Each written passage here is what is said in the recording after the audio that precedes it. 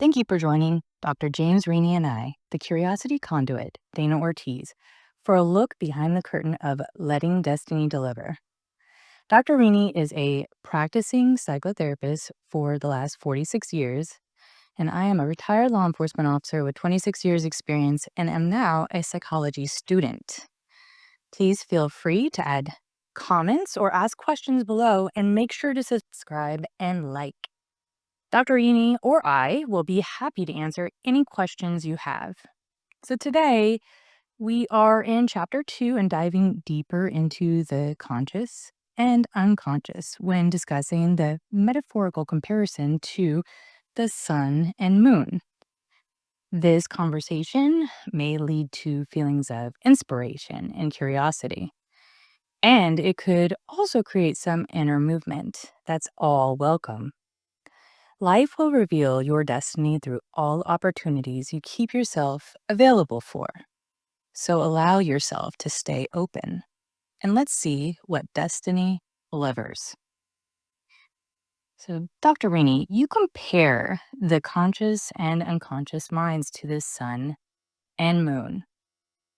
Can you elaborate on how this metaphor helps us understand the interplay between our conscious thoughts and the unconscious processes in daily life? Well, as the analogy or metaphor would imply, it makes it very difficult because we can't differentiate conscious thought from unconscious thought. And in the same way that the moon doesn't put out light, it's reflected sunlight. So a lot of things that we think are really reflections of what is going on unconsciously. We just don't know that that's where their origin is or was. And therefore, um, don't really try to differentiate conscious from unconscious. Okay. So you mentioned that the unconscious works without being noticed. What are some everyday examples of the unconscious influencing our decisions or behaviors without our awareness? Okay. Let me start off with a classic fairy tale that kind of speaks to this story. And I know you're wondering what fairy tale I'm about to. I am. The Shoemaker and the Elves. You ever hear that one? A lot of people have not heard that one. No. Well, there's this shoemaker and his wife, and they have all these shoes to make. And it's late and they're exhausted and there's no way they're going to finish. So they decide to go to sleep. They wake up the next morning and all the shoes have been finished. What happened is these elves came in the night and completed the job. Okay. So that really speaks to the unconscious. You know, the unconscious is there working on stuff without us knowing that it's working on it. Like a common everyday example is when we are consciously trying to recall a name, and the harder we try, the more forgotten it becomes. So we give it up. And then what happens? It pops into our mind. Could be seconds later, minutes later, hours later. Well, without knowing it, the unconscious has searched for that name in our memory banks. And then when it finds it, it pushes it up into conscious awareness. Now, most people say, oh, I came out of nowhere. Okay. Other examples are I remember one time being in a restaurant and, was younger then in my 20s and had a Coke and, you get a straw and you like to blow the straw, on the other person. And I go, okay, let me do something different and creative. So I pulled the straw off and it was still elongated, didn't bend or anything. Go, well, let's see, I'll pretend it's a flute. So next thing I know, the music that's piped into the restaurant is flute music. And I go, oh, wow, what a coincidence. But no, what happened is my conscious mind had a question.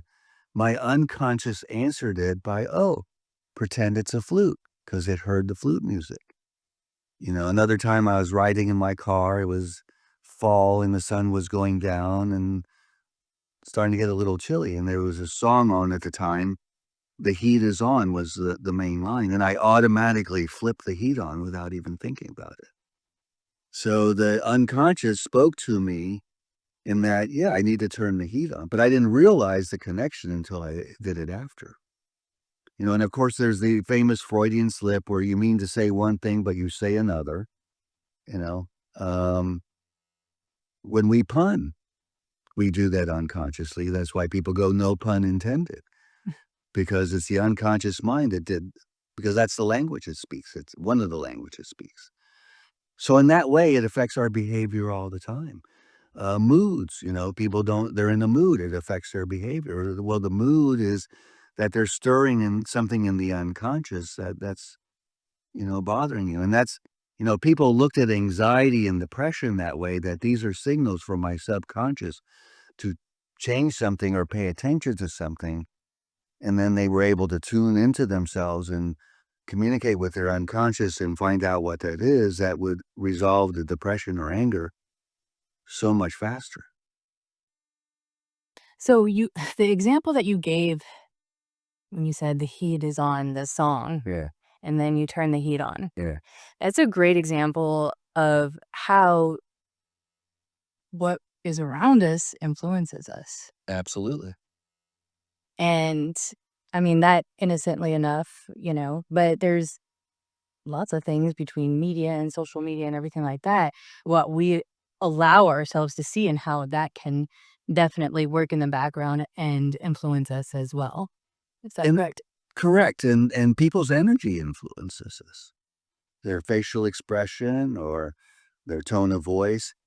And one of the ways that also it can affect us that we don't know is we can be affected, but our reaction to it is a distortion of what the energy was really trying to say or do, okay? And that's why texting gets tricky because you don't have those other cues by which to always determine what exactly the text is saying. But this is in reverse. Like, I'll give you this example. One time I had a dream and I was playing a pinball machine, and in real life, my alarm clock went off. But in the dream, I go, "Oh, I tilted," because my dream interpret the alarm as the sound that a pinball machine makes if you tilt. Another time I was dreaming that I was in NASA, the Cape, the Space Center, and there was a launch of a rocket. And in real life, a jackhammer was being used. But in my dream, that jackhammer was interpreted as the rocket engine, you see.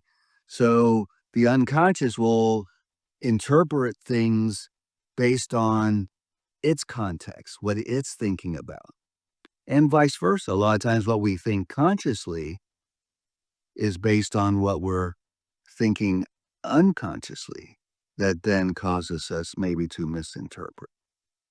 Like one time, my wife and I were going to Clearwater because her mother lived over there, and it was a Friday, 5 o'clock. And normally my wife likes to drive, but she was reading a novel and she said, "Hey, do you mind driving? Because I can use this time reading it." And I go, "Sure." So, I'm basically talking to myself, subvocally, internal dialogue. And we're about an hour and a half into the ride, and I'm starting to notice some clouds forming, and I'm looking to see if the cars the other way have their lights on or their windshield wipers on. And at that exact time, my wife goes, "Oh, it's cleared up." And I'm thinking, she is crazy. She is an idiot. How do we agree on anything? How does she possibly see it as clearing up when it's clouding up? Well, she was talking about the traffic. Because the traffic, 5 o'clock I-4, but I wasn't thinking traffic. But fortunately, right before I said all those things out loud, I realized, oh, she's talking about the traffic. Otherwise, I would have said, "You're crazy. I don't see how you can think this. How do we agree with anything?"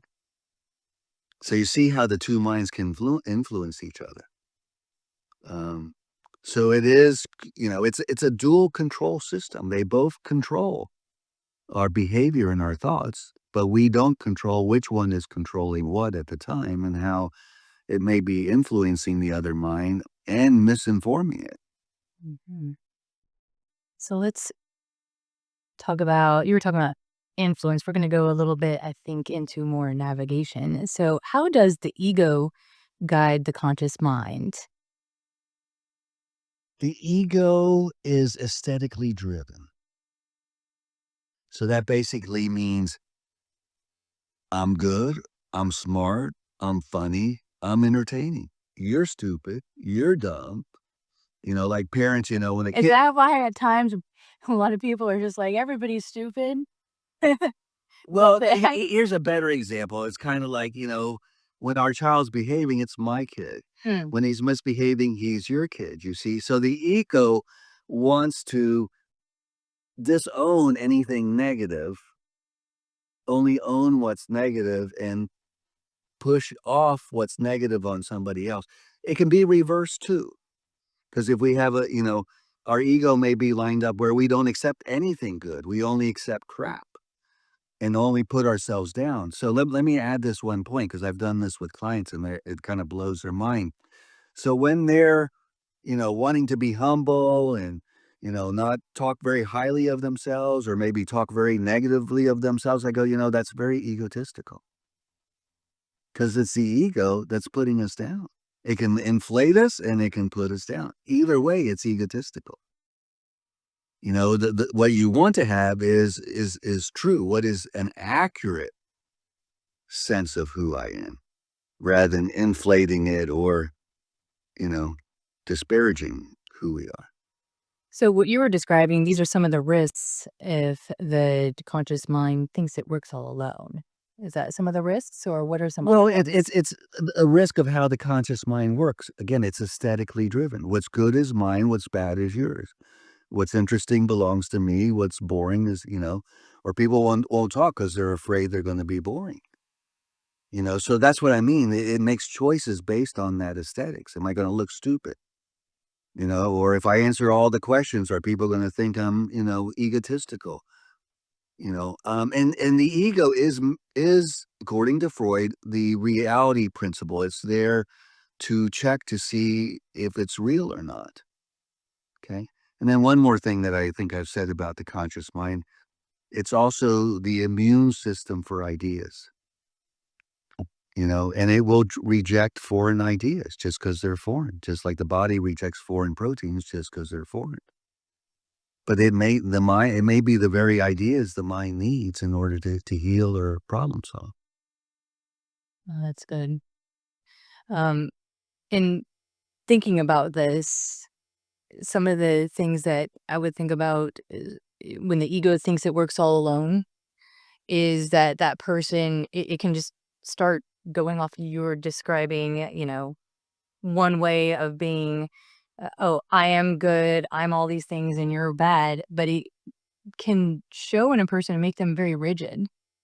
Somebody who's, like, rigid and, I don't know, seemingly narcissistic. I mean, is that correct, or No, that's correct. We can become the ego in its rules, then can make it very rigid. Like, a thing that, has been around for many years is that men don't cry. Okay, that's an ego. That's not a truth. It's the ego that's saying that, you know. Um, or they're told to cry in secret? right, or not to show feelings. That's a sign of weakness. No, feelings are just a sensory system. You like one time my daughter was in pre-K and my wife said, "Hey, they're having an open house tonight, and they prefer we not bring the kids." So I thought you could stay home with the kids and I'll go to the open house. I go to her, "Yeah, but it's my, gym night and I don't want to miss that. I'm sure they're going to make arrangements for the kids." And my wife goes, "Okay, no problem." And so I leave for work, which is literally a 4-minute drive. And I'm aware all of a sudden that I'm sad. I'm thinking, why am I sad? And I thought, well, maybe I'm making the wrong um, choice when it comes to the open house. So when I got to work, I called my wife. I go, "Why don't we all go?" And she goes, "Great idea." And my sadness went away, you see?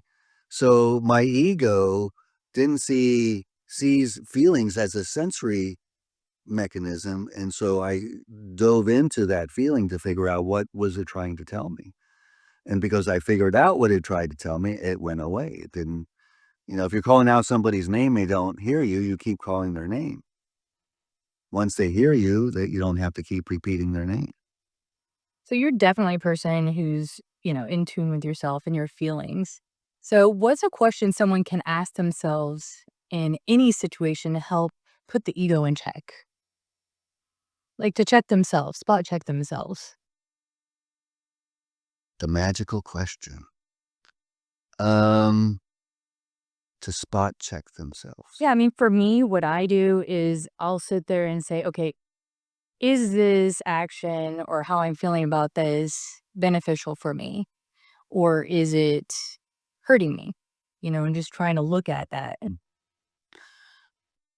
Yeah, that's kind of like what CBT is supposed to be about. Cognitive behavioral therapy is helping you think more clearly and more I accurate. mean, I am in cognitive psychology right now Yeah. too. So Mm. You know, so let me go back to, you're saying the conscious mind thinks it works all alone, all by itself. So something that is very helpful and it piggybacks on your prior question here is,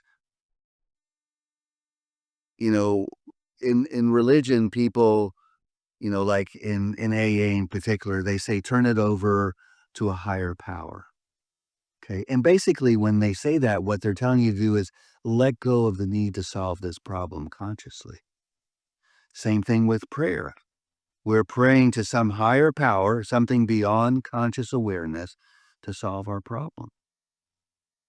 You see, and that's what the unconscious mind does. Again, it can search for that name we can't remember and push it into conscious awareness.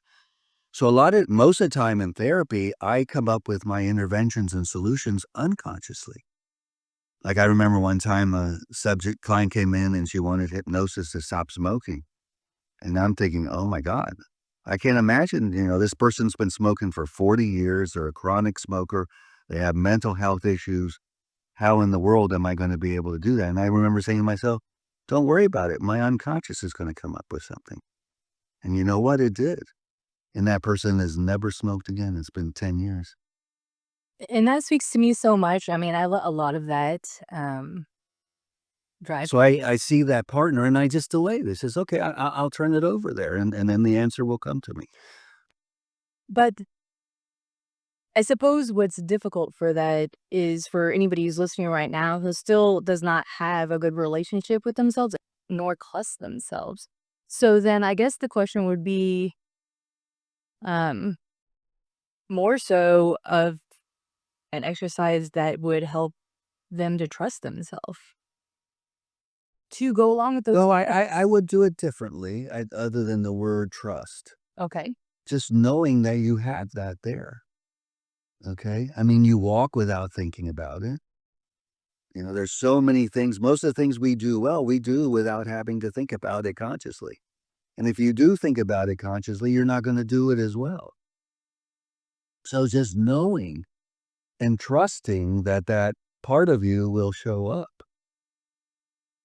And I do, and I believe everything that I'm about to read right here. It says, uh, you call the unconscious a mental powerhouse, and it is 100%. I know this. You know this. Some people are starting to learn this. What are some ways people can tap into this powerhouse to improve creativity or problem solving? And by knowing that it's there.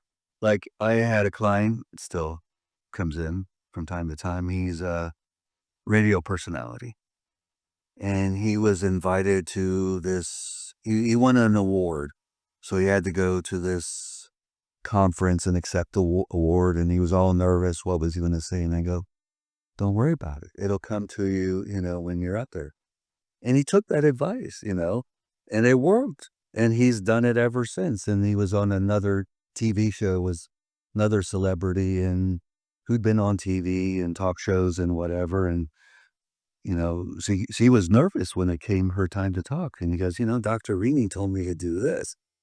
And she tried it because it worked, and that's trusting your unconscious mind. You just kinda let it come. Clients will come to the office, and when they first come, they have all kinds of things they wanna talk about, or need to talk about. Then at a certain point, they come and go, "I don't know what I'm gonna talk about today." And that's when we have some of our best sessions, you see, because that's the opportunity for other things to rise up and emerge, so there's never a problem, with having stuff to process. The analogy I like to use is like when we go to sleep at night and we don't have to attend to anything, what happens then? All the stuff we didn't have time to think about, now all of a sudden we have time to think about it.